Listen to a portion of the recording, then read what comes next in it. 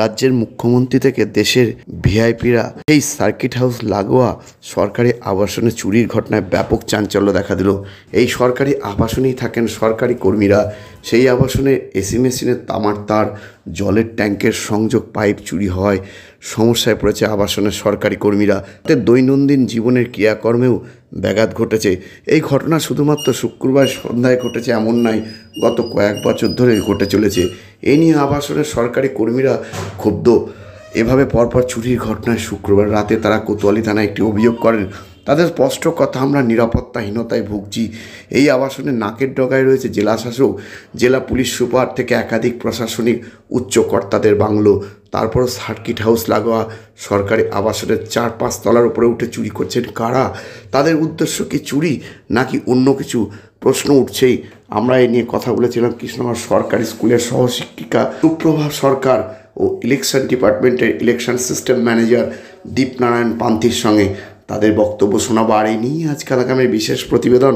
Circuit house লাগোয়া সরকারি আবাসনে পরপর চুরির ঘটনায় নিরাপত্তা নিয়ে উদ্বেগ।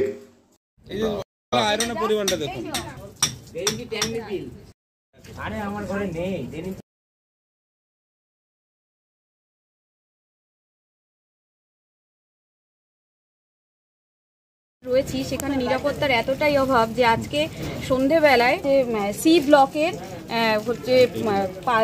ব্লকের যে হচ্ছে এসির লাগানো ছিল 2 অফিসারের ঘরে, সেই এসির হচ্ছে তামার তার কেটে নিয়ে চলে গেছে। প্লাস হচ্ছে যে জলের ট্যাঙ্কি রয়েছে তার যে আউটলেট পাইপটা রয়েছে সেই দুটো ট্যাঙ্কির আউটলেট কেটে নিয়ে চলে গেছে। এখন ক্রমাগত জল পড়ে চলেছে। এই বিষয়টা কদিন আগে আমাদের হাউজিং থেকে হচ্ছে একটি ছেলের কলেজিয়েটের মাস্টারমশাই, তার ছেলের হচ্ছে সাইকেল চুরি হয়ে গেছে কদিন আগে। কোনো কিছু নিরাপত্তা এখানে নেই হাউজিংয়ে, যে কোনো সময় উটকো লোক ঢুকে পড়ছে। কোনো মানে সেইভাবে যে নিরাপত্তার জন্য প্রশাসন কিছু ভাববে সেরকম কিছু আমরা দেখতে পাচ্ছি না।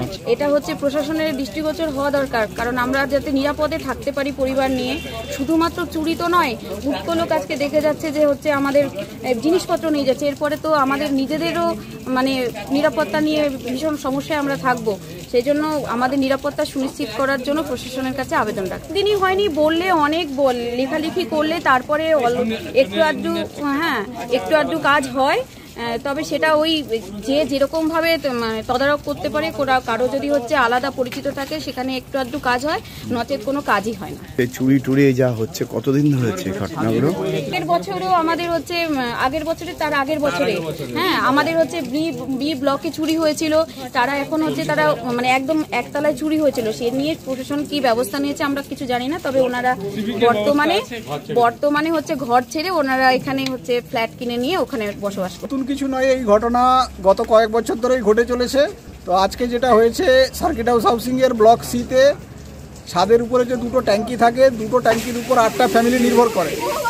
সেই ট্যাঙ্কি দুটোর আউটলেটের যে পাইপ থাকে সেই পাইপ দুটো এসে খুলে নিয়েছে এবং পাশে দুটো এসি ছিল, সেই এসির গ্যাস মেশিনের যে তার, গ্যাস পাইপ এবং যে তামার তার থাকে সেটাও পর্যন্ত কেটে নিয়ে গেছে। ঘটনা প্রতিনিয়ত ঘটে চলেছে। আমরা অনেকবার চিঠি চাপাটি করেছি। একজন সিভিক খুব জোর হয়তো রাত্রে থাকে, কিন্তু হাউসিংয়ের কোনো নিরাপত্তা নেই। গেটে কোনো সিকিউরিটি সবসময় থাকে না। যে যখন পাচ্ছে আসছে যাচ্ছে। সমস্ত আবাসিকরা একটা নিরাপত্তাহীনতার মধ্যেই সবাই অলরেডি আছে। যে কোনো সময় কোনো বড় ধরনের বিপদও ঘটতে পারে। না, কোনো সিসিটিভি নেই। আমরা প্রশাসনকে এর আগে জানিয়েছিলাম। জানানোর পরে একটা সিভিক জাস্ট দিয়েছিল। সিভিক হয়তো রাত্রে আসে, কিন্তু দিনের বেলায় কোনো সিকিউরিটি নেই। এই কিছুদিন আগে 1 বছর আগে বি ব্লকে একবারে জানালা ভেঙে কোয়ার্টারে চুরি হয়েছিল। এই গত 2-3 দিন আগে আপনার ডি ব্লকে সাইকেল চুরি হয়ে গেছে। মানে প্রতিনিয়ত এই ঘটনা ঘটে চলেছে। নিরাপত্তাহীনতাতে ভুগছি। আমাদের সিকিউরিটি কি আছে? যে কোনো সময় যে কোনো কিছু ঘটনা ঘটে যেতে পারে।